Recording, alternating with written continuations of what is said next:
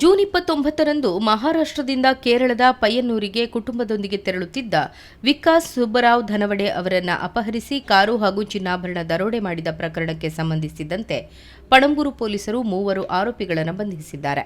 ಬಂಧಿತರನ್ನು ಕೇರಳದ ಕಣ್ಣೂರು ಜಿಲ್ಲೆಯ ತಲಶ್ಶೇರಿ ನಿವಾಸಿ 37 ವರ್ಷದ ನಿಮಿಲ್ ಆರ್ಕೆ, ಆರೋಪಿಗಳಿಗೆ ತಲೆಮರೆಸಿಕೊಳ್ಳಲು ನೆರವಾಗಿದ್ದ ಕೊಡಗು ಜಿಲ್ಲೆಯ ಅಕ್ಕತ್ತೂರು ನಿವಾಸಿ 40 ವರ್ಷದ ಇರ್ಷಾದ್ ಹಾಗೂ ಕೃತ್ಯಕ್ಕೆ ಕಾರು ಒದಗಿಸಿದ್ದ ಮಡಿಕೇರಿ ನಿವಾಸಿ 49 ವರ್ಷದ ಮುಸ್ತಫಾ ಎಂದು ಮಂಗಳೂರು ನಗರ ಪೊಲೀಸ್ ಆಯುಕ್ತ ಸುಧೀರ್ ಕುಮಾರ್ ರೆಡ್ಡಿ ಅವರು ಮಾಹಿತಿಯನ್ನು ನೀಡಿದ್ದಾರೆ.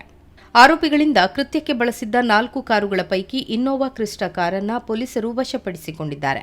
ಪ್ರಕರಣದಲ್ಲಿ ಒಟ್ಟು 14 ಆರೋಪಿಗಳು ನೇರವಾಗಿ ಭಾಗಿಯಾಗಿದ್ದು, ಆರೋಪಿಗಳಿಗೆ ಸಹಕರಿಸಿದ್ದ 2 ಸೇರಿ 16 ಆರೋಪಿಗಳ ಪೈಕಿ 3ರನ್ನು ಪೊಲೀಸರು ಬಂಧಿಸಿದ್ದಾರೆ.